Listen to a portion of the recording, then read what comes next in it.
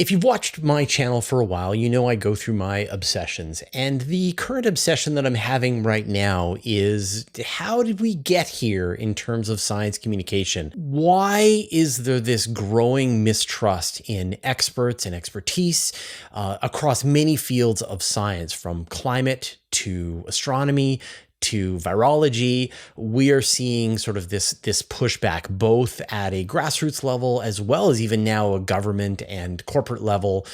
You're seeing a lot of people who just don't respect, appreciate, believe in science. And this is puzzling to me as a giant science nerd. And I'm trying to figure out what's happening and how do we make it better? And I decided to talk to somebody who is on the front lines of this. My guest is Dr. Frederic Bertley. He is the president and CEO of COSI, which is the Center of Science and Industry. This is an amazing science center, science museum in Columbus, Ohio, widely considered one of the best in the United States. And he is there educating people, giving people hands-on experiments and ideas about science, and helping people who have really never had a chance in a formal way to learn about science to actually perform experiments.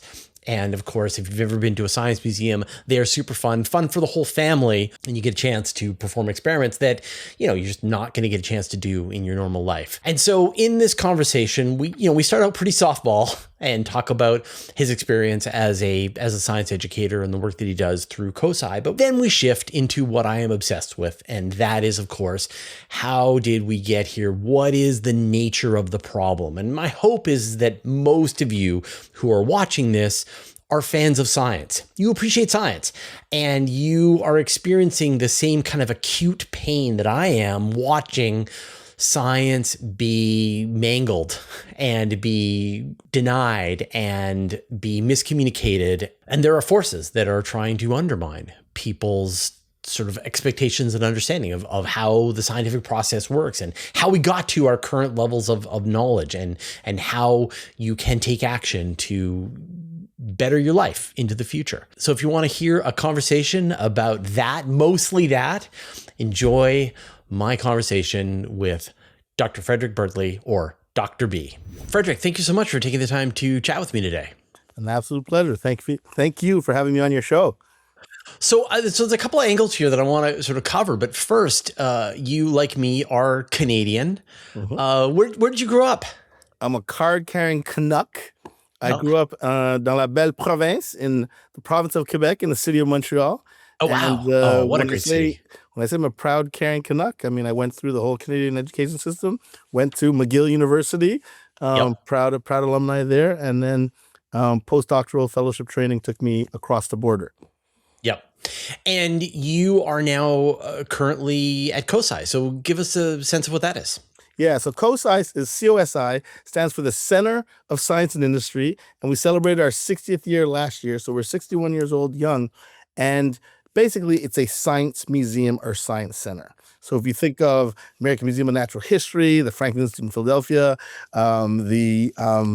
I don't know if it's still, I can't remember what it's called in Calgary, but certainly the Ontario Science Center, the Montreal Science Center, et cetera. We're a science museum. Yeah, we had the big golf ball in Vancouver, the Science Center there. Yeah, that's not the Rogers. I can't remember out west, but yes. But anyway, what's really neat about COSI, because we're located in Columbus, Ohio, and believe it or not, we're voted the #1 science museum in the entire United States for 5 years.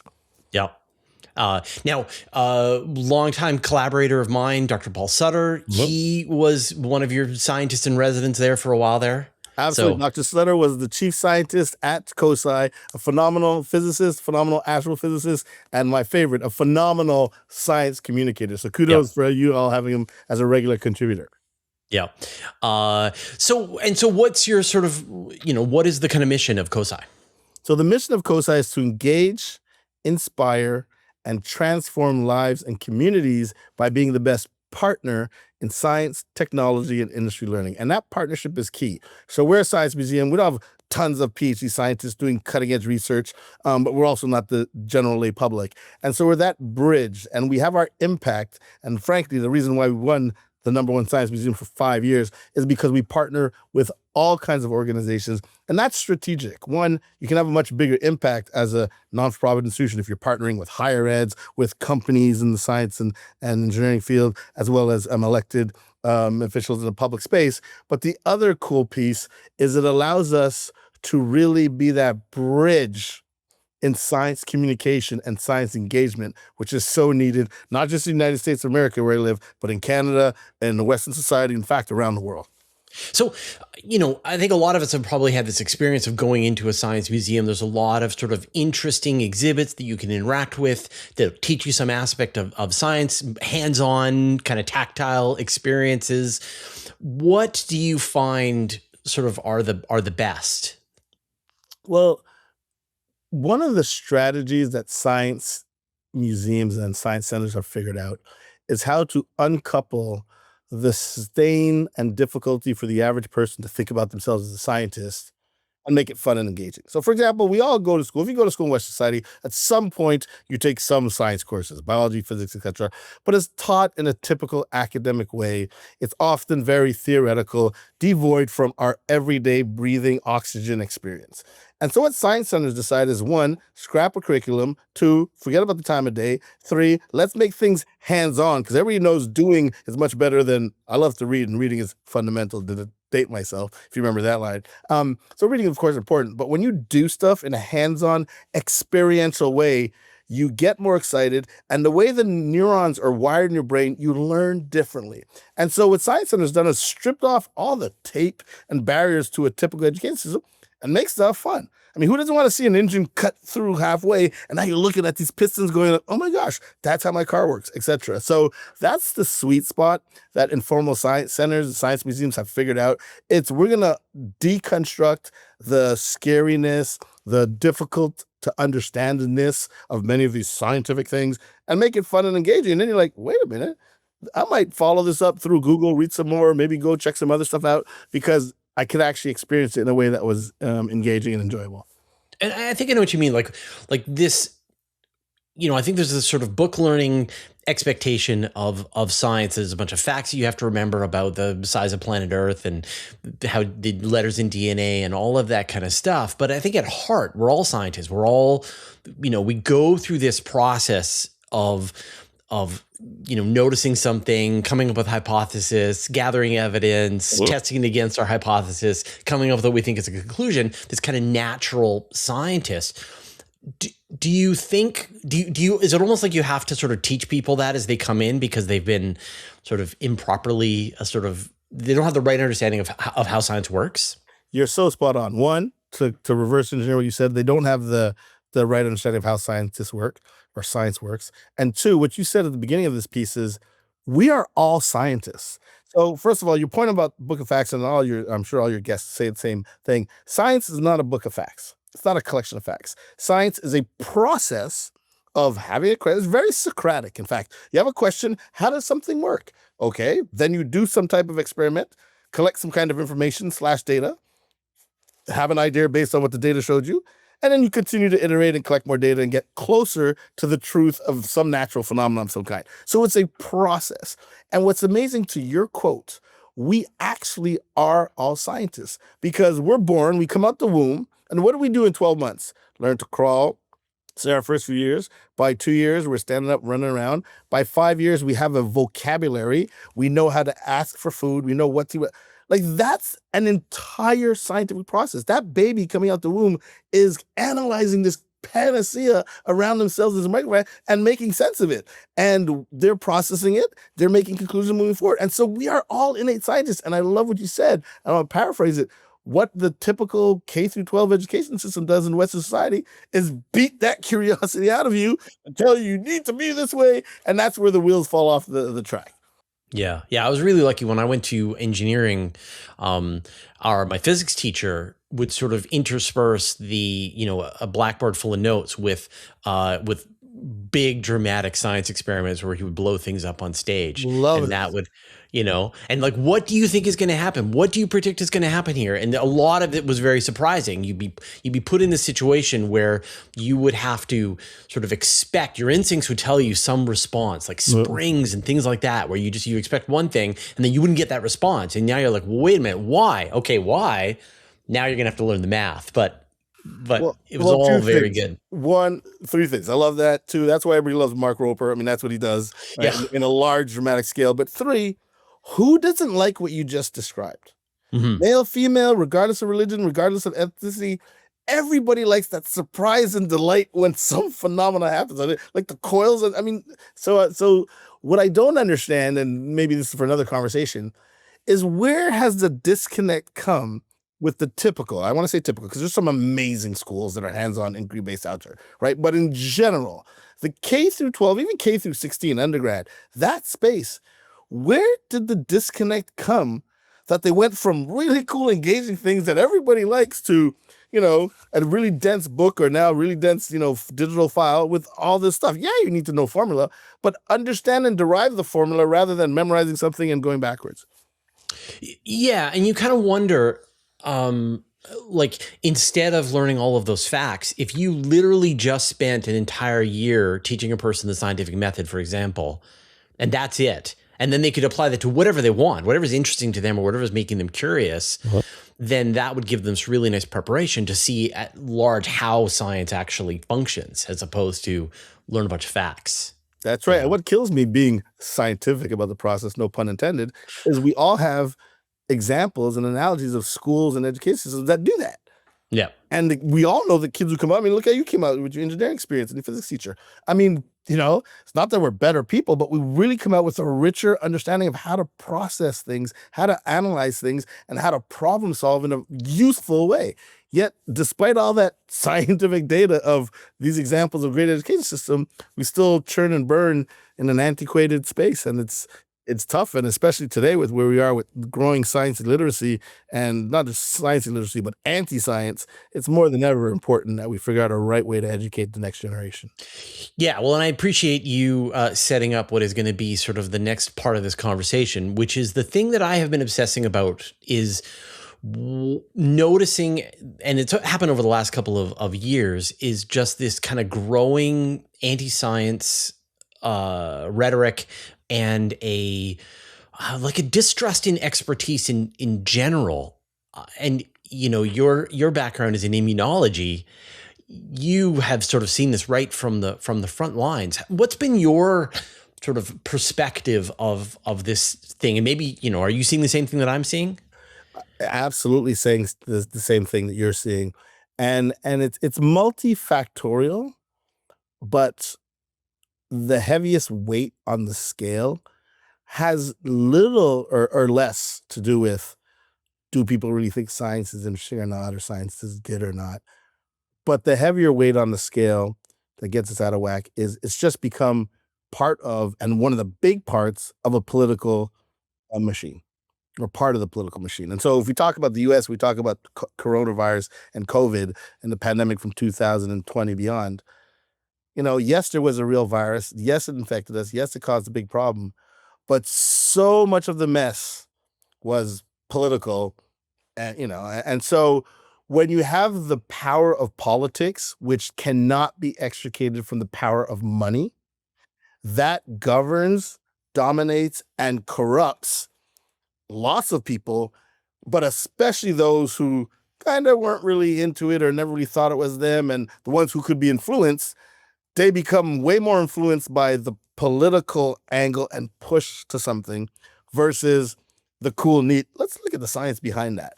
And so it's a combination of a marketing issue and a political and economically tied issue. And then the last thing is, and this is a shout out to my little tribe of scientists and engineers, we need to do a better, back to Paul Sutter. That's why I appreciate him being on your program and all the other folks you have who write and contribute. We need to do more as scientists, as bona fide scientists and engineers, to get people excited and be not necessarily in opposition, but be a strong voice of what we do and tell our narrative. And a lot of times, and you know this, science engineers, we're kind of quirky, weird. Sometimes we're introverted. We just want to do our little research, be at the bench, or develop our little program. I understand that. But if we have this whole other narrative being told by social media influencers and politicians and people who have axe to grind, but they have a voice in the following, it's going to really deconstruct the view of science as a process and as a whole important system. And in terms of our preliminary comments, is what moves humanity forward.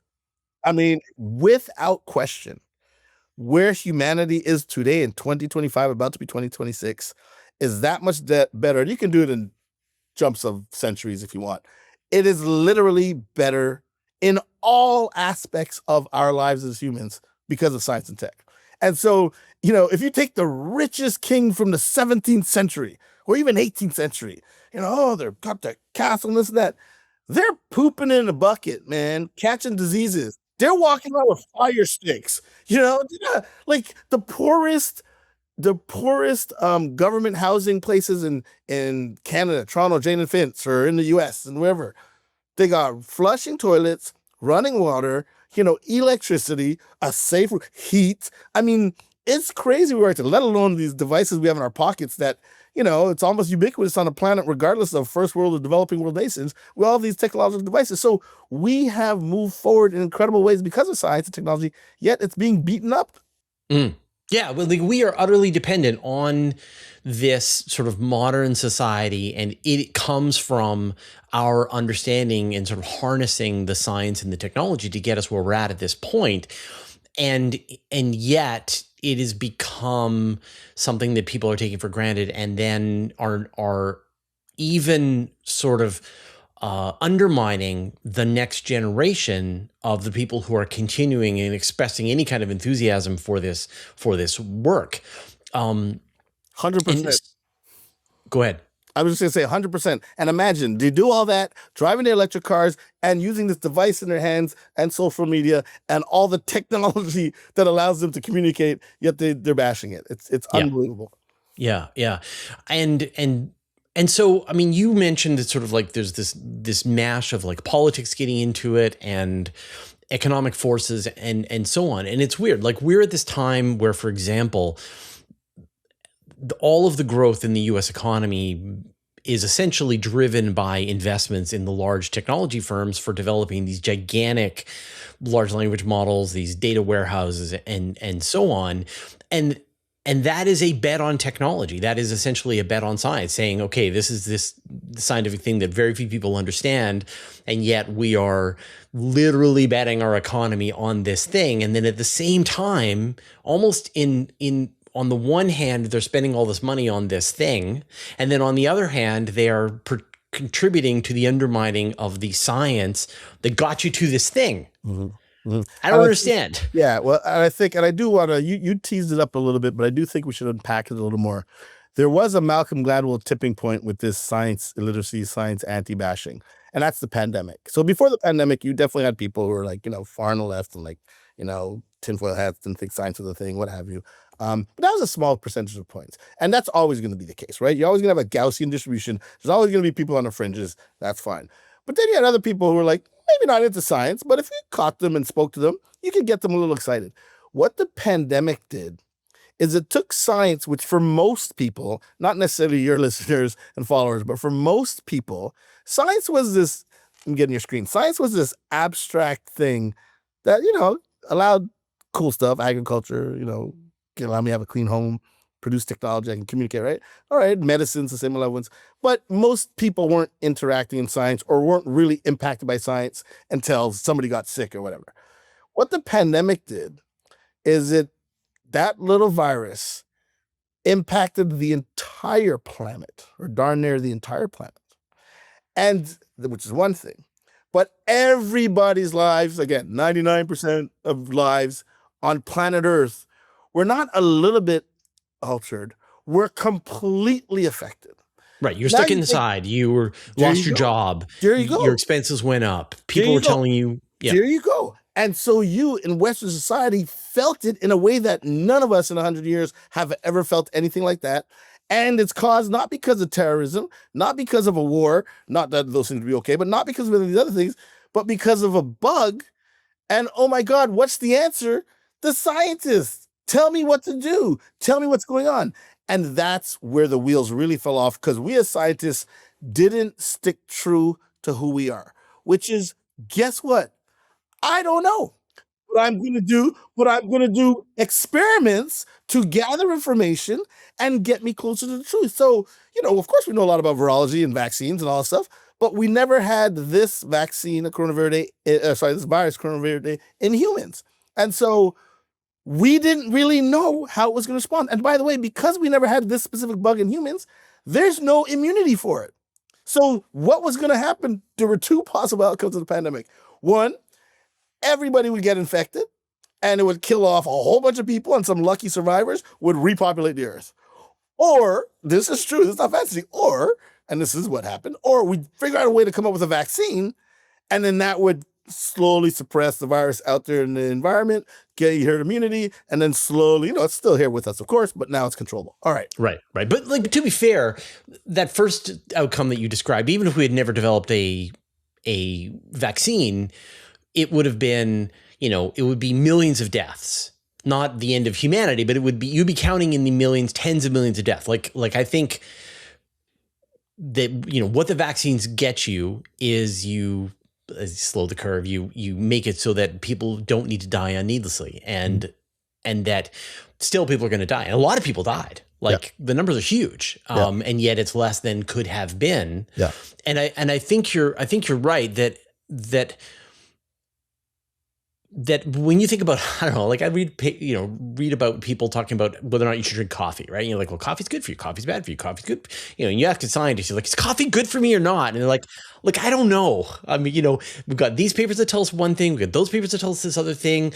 It's probably, the fact that we're having trouble, it means that it's probably not extreme one way or the other. And that's we'll get back to you in 10 years and we'll give you a better answer then. Until then, drink your coffee, don't drink your coffee, whatever. And I think you're exactly right. The people were going like, okay, tell us what to do because this might be scary.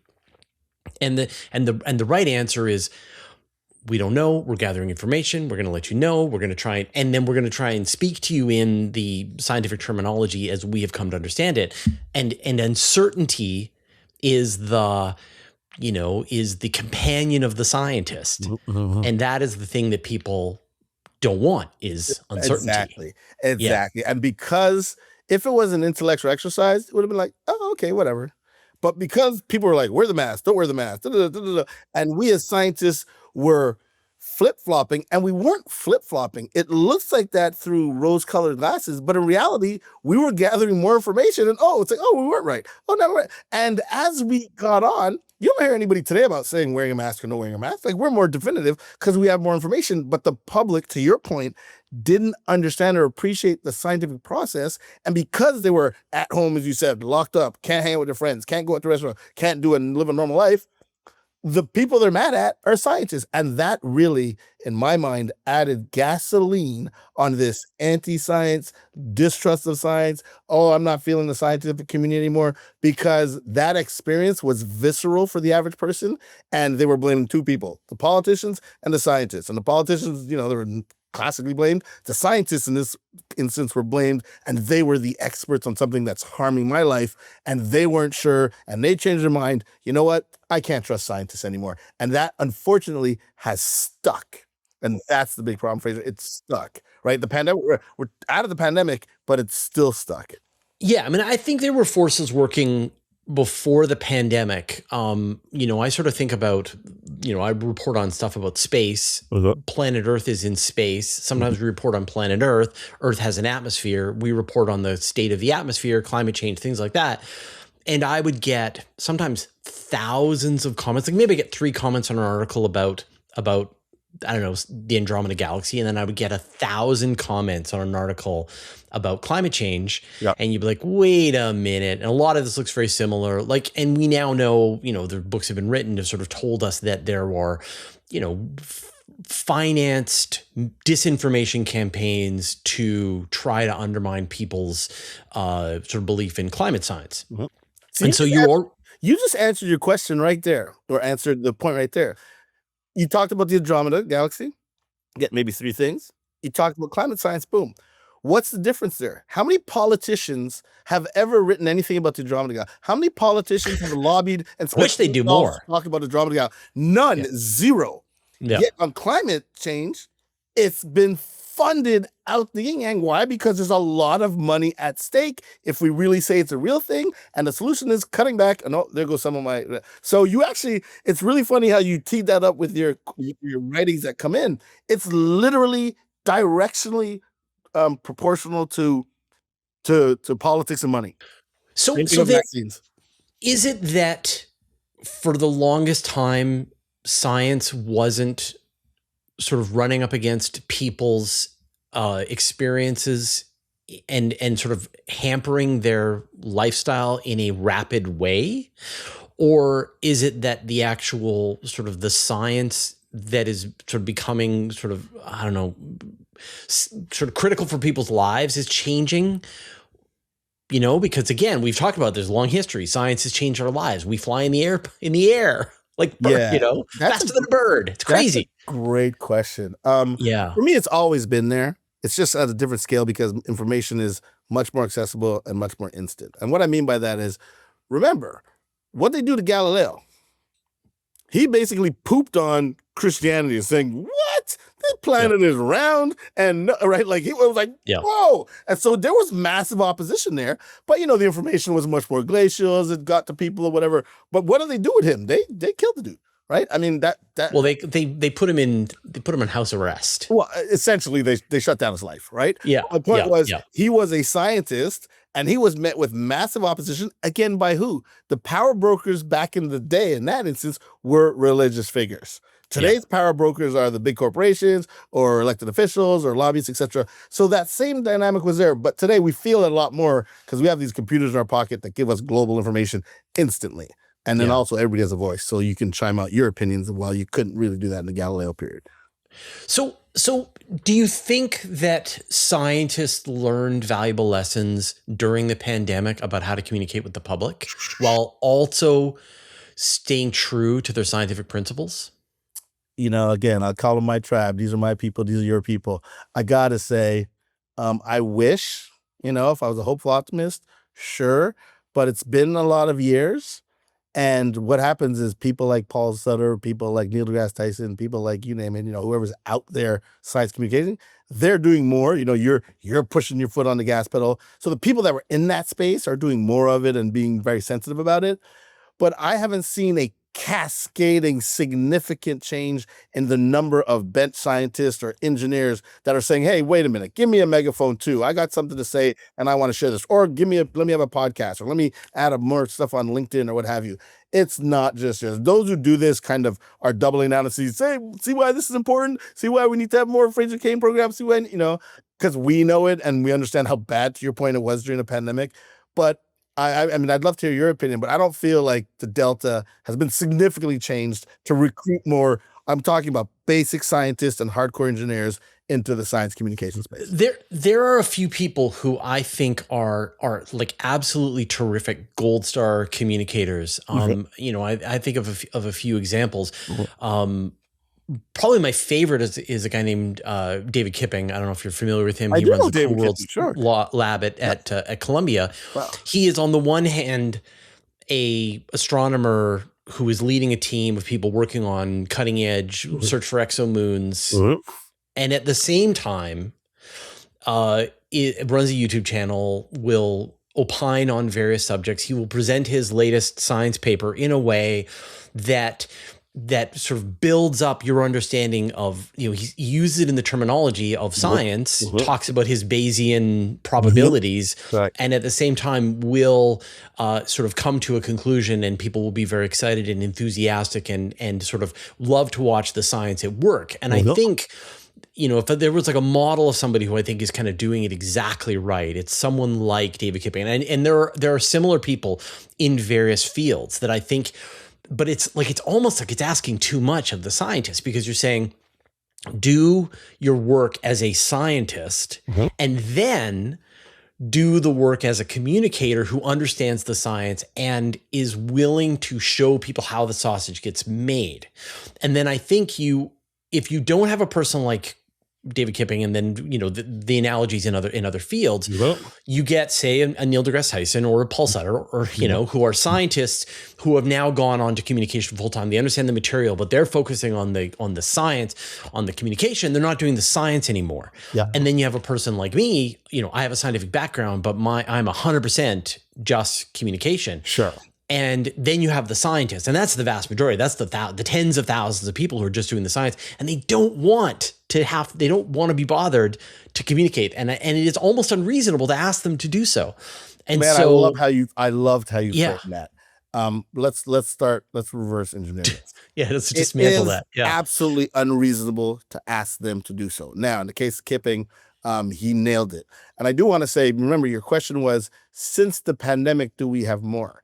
And for me, Kipping and the ones like Kipping, like you said, per discipline, they've been doing that. That's what they've been doing. He didn't hop onto that because of the So that's what I'm saying. I haven't seen the needle move too much since the pandemic of having more David Kippings or even having more Paul Sutters or Neil deGrasse Tyson. And I love how you bucketed all of them.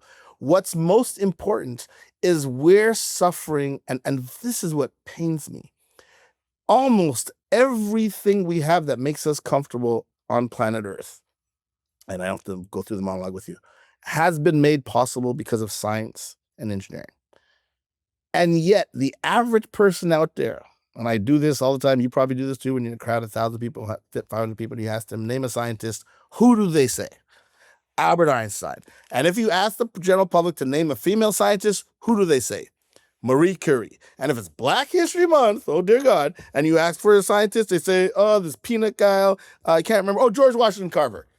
Like, think about that. Yet it's all around. Yeah, you ask that same crowd, who's the best 5 basketball players? Boom. Football players, singers, Celine Dion, Taylor Swift. They know everything about everything else. But the thing that makes us most alive and healthy and keeps us going inside, we don't know that. All right, why is that important? Because every other sector has a different energy and engine that does the stuff you're talking about. What am I talking about? Kipping, perfect example. He does everything. That, to your point, is not fair to ask the average scientist, and they're going to do that. But look at the rest of the industry. Football. Is it football players that are doing stuff? Yeah, Tom Brady might have his little social media, might send a tweet. But it's the Patriots' marketing and communication arm. Pick the Montreal Canadiens. Those athletes aren't sitting there talking about it. It's this whole engine and communication. You can go on field after field after field. Look at the average artist or actor. Right? They got like acting studios or homes or engines or 5 deep science, not science, what do they call them? Public relations person.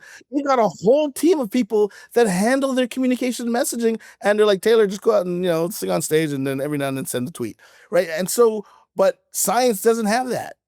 Now flip this. Imagine every major university in Western side, Canada, US, Europe, wherever. Imagine every major university had a massive, not a little one person, because everybody's got a communication person department, but had a massive communication engine about the science and inventions and patents and stuff coming out of pretty much every university. Like, that would be really cool, but we don't have that.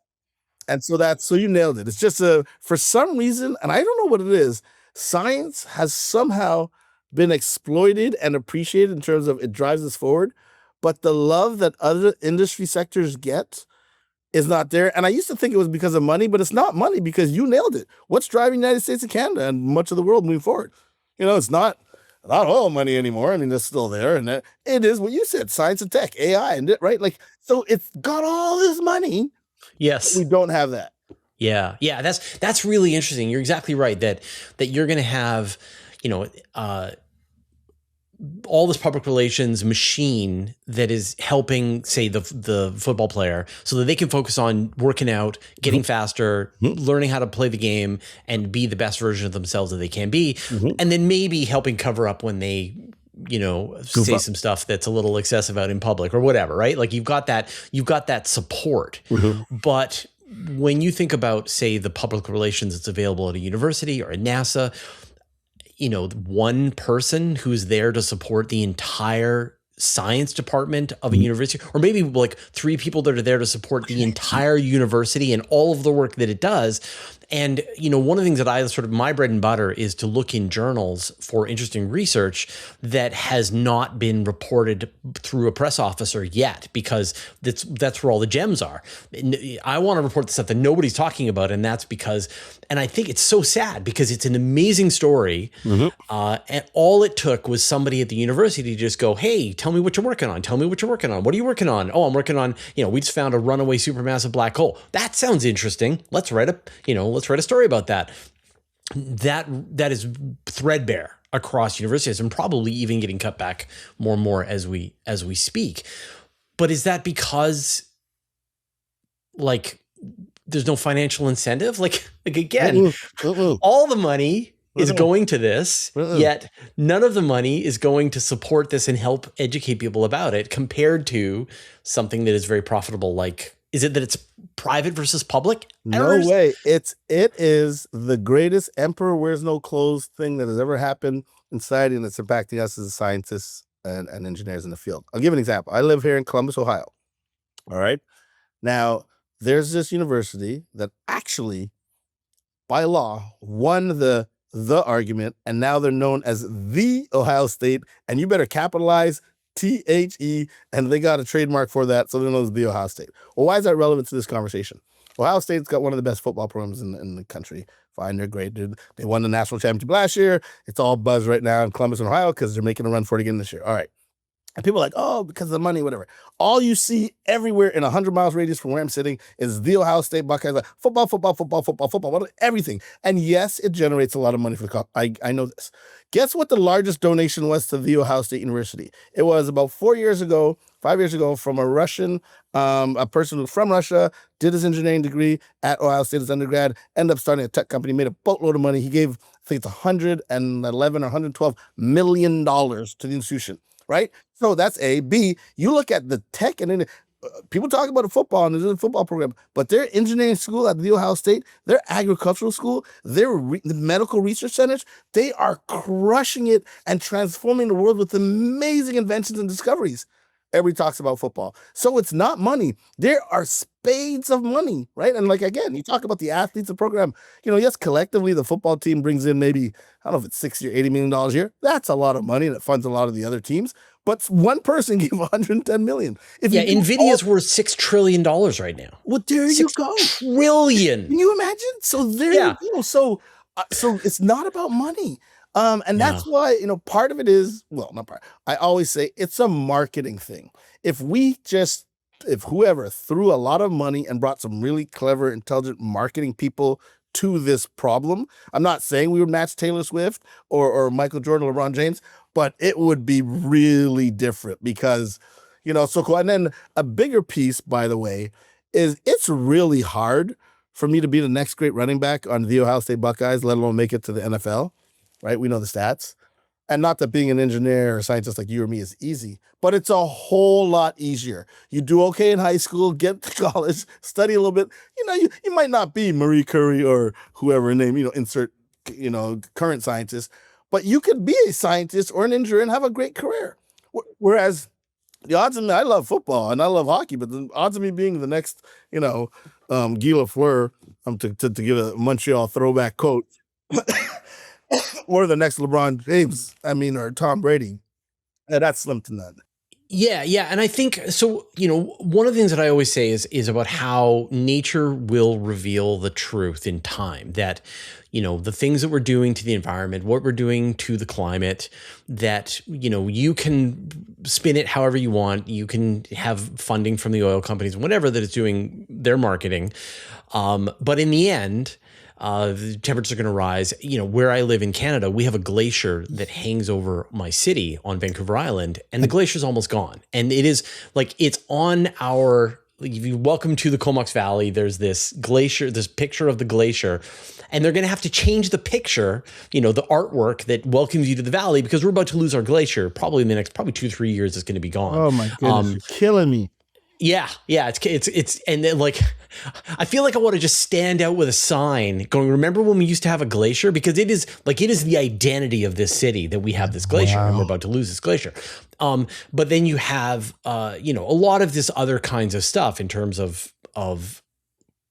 epidemics where people die and people in your life die, or people die of cancers or Alzheimer's or all these diseases that are happening, and that you can lead this kind of marketing campaign against reality, and yet in the end it kind of has to snap. And you can see sort of examples, and that was the personal example for me.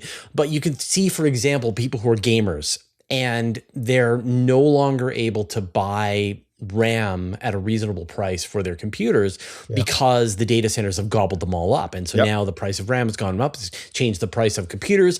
It's suddenly a totally different world. And that's because all of this investment is going into science, and yet you don't have the investment into the next generation of people. Like, if there was scientists in the pipeline, then you wouldn't hit these resource constraints in the same way, because you would have the support, the next generation support coming along. And we're going to feel this in lots of different ways in our daily lives. Listen, I'm glad you recorded that. That was a thesis on what's going on. You're nothing to add. You're spot on. Yeah. And it's gut-wrenching. I can add that. It's gut-wrenching to see that happen, but you're spot on. Yeah. And I think that, but unfortunately, people are going to spin the realities in a way that continues to push whatever their political narrative, right? Yep. That if another pandemic when another pandemic comes along, did we learn from the one that we just had, or did we learn the exact opposite lesson? You're watching measles outbreaks. How are you taking that? Okay, you see, now you're poking the bear. All right. So imagine this.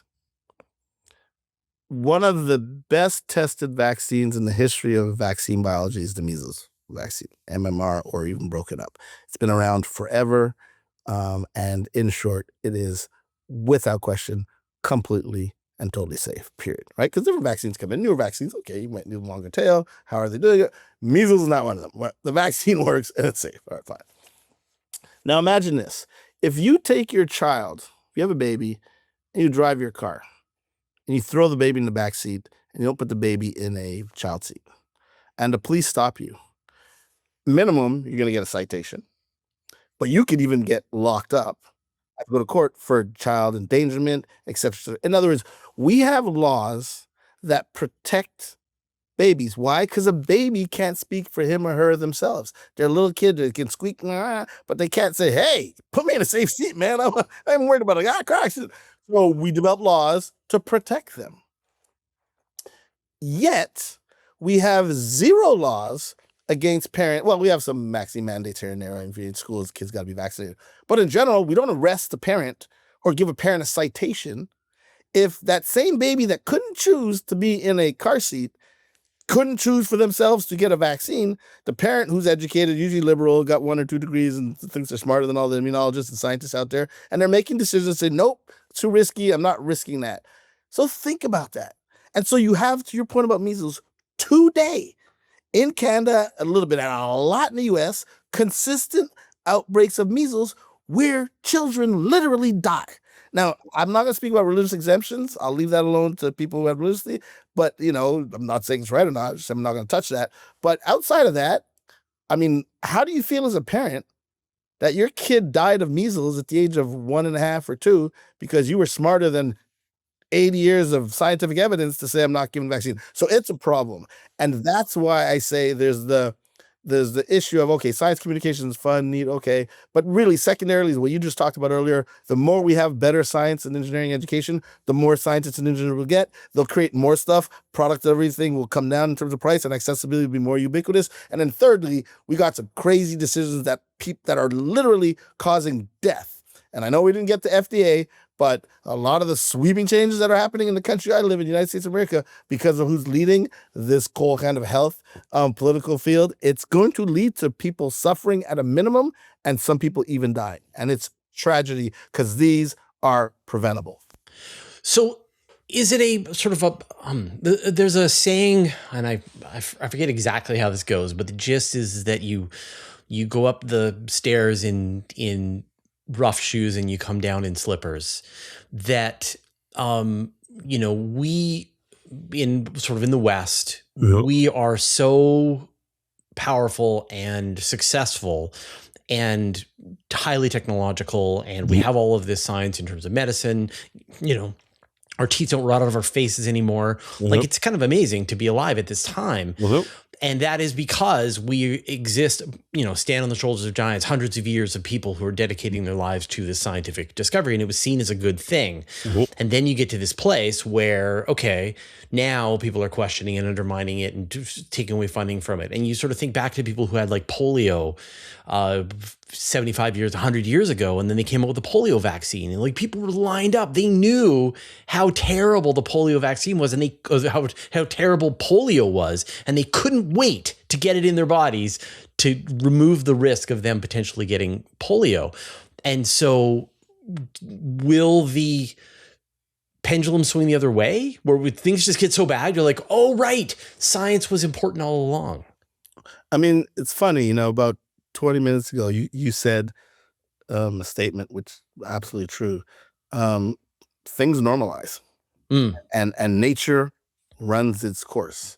So right now, the pendulum has swung completely in the United States, and that massive arc and swing is because of the geopolitical stuff happening. So definitely, it will come back towards the medium. I don't know how fast, and I don't know if the damage that's been done both during and post COVID from people being more cautious as a soft term, or angry as a stronger term of science, that in combination with the deleterious, negative, and massive anti-science campaign, a lot of which you articulated, and the consequences, these things might have a long tail. I don't know. So the pendulum will come back, but A, how much is it going to come back to a more normalized central place? And B, how long is this damage? I mean, I'll shift away from science for a minute. When you talk about how people treat each other, current leadership in this nation has literally made it okay to be the biggest butthole to other citizens. The stuff we say, the stuff we do, it's a license to be the biggest jerk on the planet. Like, we wouldn't have 10 years ago, even 8 years ago, but 10 years ago, the stuff that you see on TV and stuff that these leaders, it would never have been tolerated, but it's being tolerated. So I don't know how fast it's going to swing back to the center. But to your point, eventually, look, nature wins. So eventually it's going to come out. It's just, hopefully we didn't, make ourselves extinct before a darn thing came back. But how do we soften the blow? Because, if nature is the ultimate arbiter, in the end, nature is going to tell you whether or not vaccines work, whether the measles are bad, whether climate change is real, and so on and so forth. How do we soften the blow? Because I think that's really what it's about. I think that's what was trying to happen during the pandemic, is that the scientists were saying, this is not just an academic question. This is something that's going to have a real effect on real lives. What can we do? How can we flatten the curve? How can we make the limited resources that we have be available to other people? And so, if we feel that, okay, if you're going to distrust science, nature is still there. She is going to be the ultimate arbiter. How do we help soften whatever impact could come in the future? Two answers to that. One is, you can subscribe to the Elon Musk, or hop on Elon Musk bandwagon and colonize Mars and get the heck out of here and start over. Right. Go to Mars. Okay. All right. We'll put that option one. Sure. Yeah. Put that in the margin. Well, that's where science communication, all jokes aside, is absolutely critical. And despite my earlier pontification, the most important thing is dialogue, discourse, right? And what has happened now in this scientific community and lay community is there's been such a polarization of the scientists, who are the knowledge people in the ivory towers, and they use these big Latin words, and we think we're smarter than everybody else, and then the lay people who are like intimidated by science. And what we have to do is, be vulnerable. And this is one of the strategies I do when I communicate science to the audience, is and it sounds corny, but it's so effective. You need to meet people where they're at. So if somebody has a crackpot idea about a vaccine or climate science or GMOs or whatever it is, respect that they have that opinion. Don't try to make fun of them. Don't try to be condescending. Once you do that, you've lost them, and they'll double down and we'll never be able to flatten that curve. But once you basically you respect that other person, and you can tell, man, you're an educator. You can tell when you connect with somebody and they're appreciating you because you're respecting their point of view and opinion. You may not be agreeing, but you're respecting them. It's almost like a psychological solution to what you're looking for, more so than a didactic, let's do science. It's communication and meeting people where they're at, respecting them, understanding where they're coming from, and then trying to unpack where they got these ideas in a non-condescending way and get them to see, hey, here's something else to think about. And if you do, it's not the perfect solution that works every time, but more often than not, that gets people to at least listen to you. Yeah. And yeah. I have a friend who, perhaps should not watch as many videos on Facebook as you should. And yet we like meet once a week for coffee and have a grand old time. Okay. And, some of that time is spent just sort of addressing some of the recent, conspiracy theories that he's been made familiar with. Mhm. And yet I think we really enjoy each other's company so much and sort of meet across what is probably political boundaries and all that to find these moments of common ground. He's my best friend. Okay. And I think that we've sort of also reached this place where you have this sort of disconnection between these tribes where people are like, okay, you used to say things were disagreeable. Now you're kind of evil. And I can no longer chat with you, interact with you. And in fact, the people who are trying to make the bridges and go across are evil as well. And so then it's sort of, people are very unwilling to stick their neck out and say, okay, hey, person who I deeply disagree with, let's sit down, have coffee, let's chat about the things, let's find the points of common ground, and then let's move forward, try and come up with solutions to these problems.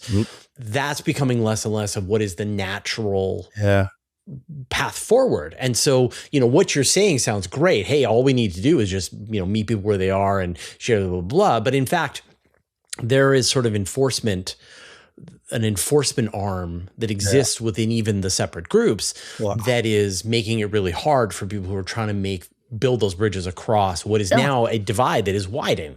100%. And you kind of have to run against not only the people who you're trying to talk down from an anti-science perspective, now you're also dealing with potentially the judgment of the people who should be on your side because you're not going about it the right way. Yep. So to that point, first of all, well said again. To that point, and I'm not comparing ourselves to this, but that's what Mother Teresa went through. That's what Gandhi definitely went through. And that's certainly what Jesus went through, right? I mean, it's tough. It's tough, hard work. You call it, the gap is much bigger. And it's, if I were to be scientific about it, I would be like, you know what? Forget this, man. Diminishing returns. This is just, I'm done. Yeah, like, exactly. And that's what they do, right? I'm just going to work on my science. That's right. 50 years later, maybe. But right now, I got this many decades left in my life. I'm going to work on what I want to do and keep it moving, right? But there's part of me that wants to be like, just keep trying. But no, you're right. I mean, you laid it out perfectly. And that's, for me, it's sad because it's about an almost pure thing. The idea of having a question, thinking about that question, finding some kind of way to collect information, data of that question to help you move towards an answer to your question. That's such a beautiful, pure thing. For that to be corrupted into what you talked about, and then you're right, your own tribe is hating on you for reaching across the aisle. It's like you can't win. So I hear you. I mean, I don't want to end on a tough negative space, but it's hard work. It's tough work. Yeah, and I think I don't think anybody can walk away with some suggestions from this conversation. It's like, it's hard work. We got here and now we have to get out, and it's going to take both sort of peace and understanding and compassion from both the people who are trying to make these connections across the aisle, but as well as the people who are watching the people who are trying to make those connections, and from both sides. And hopefully we do this before nature delivers its verdict across various fronts. Frederic, what are you obsessed with right now? Real quick, before I get to what I'm obsessed with right now, because that list is so long, I'm gonna have to pick one. To just close the last piece you said, you're right, and we're both right. It's really hard work, but I have to tell you, different context, but same kind of. There's so much divisiveness here in the United States, and I got to tell you, I lived in this country when 9/11 hit, and we'll get into what 9/11 was, but when that hit, and I have to tell you, there's obviously a tenor of anti-Muslim, and that was real. But even with that, the entire country of the United States of America got together, you know, put race in there, put gender, put orientation. They were like, "This is crazy. We got to work together and try to get through this." It was an amazing experiment and experience, and it's like we were able to do that then, and then it gets back to these tribes you're talking about. In terms of what am I obsessed with? Well, but sorry, I just want to continue that. I think, as a Canadian during that period, we were instrumental in helping sort of give people who were on their way to the U.S. land in Newfoundland. Yep. And I never felt prouder. Right. As in that relationship that we have with the United States in this moment where the U.S. suffered this terrible crisis, we were best friends and we did everything we could do to pitch in and help Absolutely. out. And I think that, obviously sort of where we're at right now with the Canadian U.S. relationships is strained to say the least. But there was a moment when COVID was unfolding that it felt like it was going to be another version of that. Yep. That there was like this applause for the healthcare workers. There was this kind of this call for people asking, what can we do? How can we change? How can we lessen the impact? And then for somehow that was seen, I don't know, after the fact as like a negative. Like people think back of it and go, oh, it was brutal. It was, I had to be inside. I had to make all these compromises and my children didn't learn. And what could have been a moment of bringing everybody together and sort of somehow drove them apart. And it felt like it happened almost a little after. Like there was this moment in the beginning where it was all coming together. And then there were some missteps, I think, 100%. by the healthcare people and the educators and government officials and all that. And then I think it sort of came out another way, and it didn't have to. And I think in other countries, you look at what happened in China, you look at what happened in places like Thailand and stuff. It stuck as let's pull together and let's get through this together as a community. So, I don't know. There are some lessons learned and some lessons that are still scratching your head trying to figure out. No, absolutely. I ask the question again. What are you obsessed with? Again, there's so many, but I'll pick one. And that's, I'm obsessed with cognitive dissonance, which connects with a lot about what we talked about today. Like, I don't ever pretend to be the smartest person in the room. I don't ever pretend to be the smartest person on the planet. Obviously, if I'm not the smartest person in the room, I can't be the smartest person on the planet. But for me, and my father used to hate when I would use the word obvious, because he would say, it's obvious to you, but it doesn't mean it's obvious to the rest of the universe, right? Fair. But cognitive dissonance, when you're provided completely reasonable, sensible data that's been verified, clear, how do you still look at that data set or that information and be like, cool, nope, I'm going to believe this over here? And I understand the psychology behind it and how it's hard to change it, but I get all that kind of surface stuff. But at the deeper level, that I'm obsessed with that, because that leads, and it's not just about science, with how people view sexual orientation, how people view, you insert problem in the world here that, look, I don't want to get into politics and certainly don't want to get into religion, but Israel, Palestine, those bridges will not meet. It's not gonna, right? Cognitive dissonance, it's one side or the other. And so I'm obsessed with that because I want to believe that, and there's enough examples of that we have the capacity with our 86 billion neurons to be more open to looking at stuff and changing opinion. But everything from hubris and ego and all that stuff gets in the way. But cognitive dissonance, that's what I'm absolutely obsessed with, because I think if we could solve that, so many problems, sir, would be bettered because of it. Yeah, it's very interesting to sort of hear people have a debate where both parties are debating like they're actually taking the debate seriously and they're doing their level best to carry on their side of the argument, that it either comes down to it ended up that they weren't defining their terms properly, or one of them was experiencing some level of cognitive dissonance and then is brought over to the other side once the pieces kind of come together. But unfortunately, most debates are not held where people are sincerely, they're sincerely held beliefs. There are debates where people are just looking to score points and points and clicks. Yeah, exactly. Points and clicks. And which is really too bad, because having a conversation with a person who you disagree with and you being able to kind of get down to the bottom, the very heart of the moments of disagreement between you and that other person, you realize it's not very much in general. You both experience reality. You both understand mostly what's going on. There are these points of disagreement that you can get down to the bottom of it. It's only when you try to then take it to the next level and try to get, as you say, clicks and likes and clicks and that it goes off the rails and you're no longer having a debate and you're just kind of trying to score points for your team. Yep. No, absolutely. Yeah. But you do not get to go away.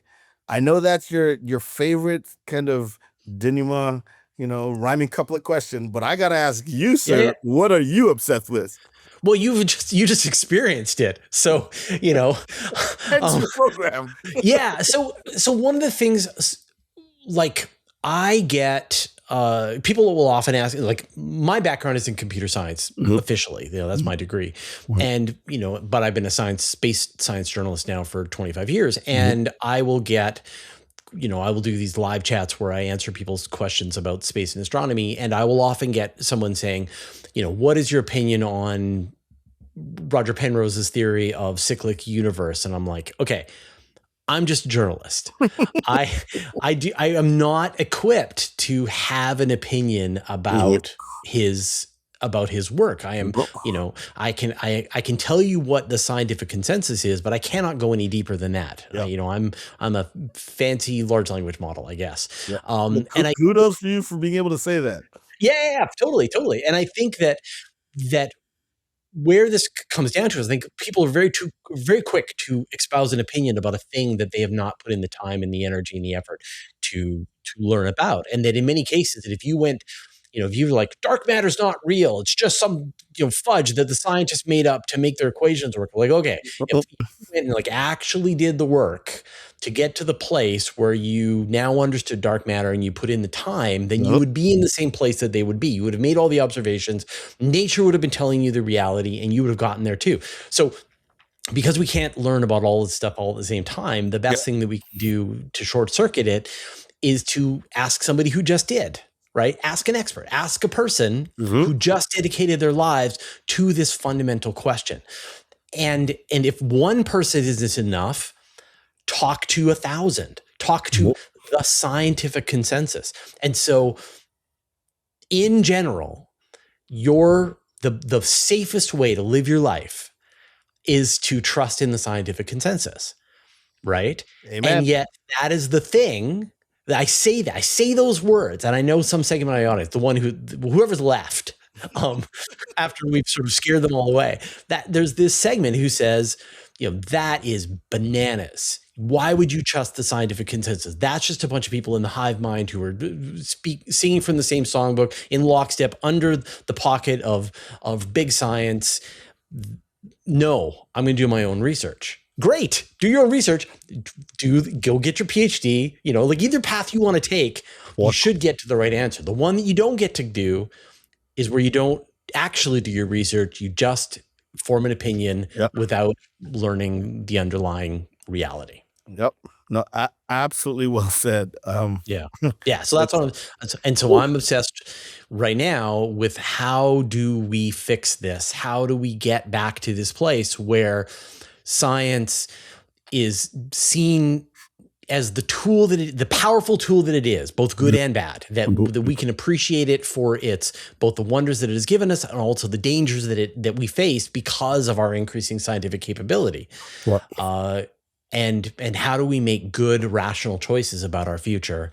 That's what I'm obsessed with right now. That's this month. December's almost over though, so I'm sure next month it'll be butterflies or something. I don't know. Well, still with that angle and with that lens, I Yeah, got to tell you, keep that pulpit going, sir, because we just need more of this. We need more of I'm on this. it. Exactly what you're Yeah. doing. We need Pleasure more. talking to you. And good luck with teaching kids about science and You cosine. got, you got it. Well, listen, thank you very much again. It's been an absolute pleasure to be on your show. I threw something in the chat for you, just a couple of Dr. B in 3 episodes. The first Great. one's on dark matter. These are 3-minute fun animated things. I would love your opinion on that. But with Sure, that, sure. thank you so much for having me Right on. on. It's been a All right. great conversation. Great to talk to you. All right. I hope you enjoyed that conversation with Dr. B, and I'm sure you're going to give us some of your opinions. And I would love to know, how do we go wrong? How can we make it better? How do we reach across that divide to try and connect with the people who maybe we have disagreements with? And how can we get to this place of a better scientific understanding, if possible? I would love to know your thoughts and opinions.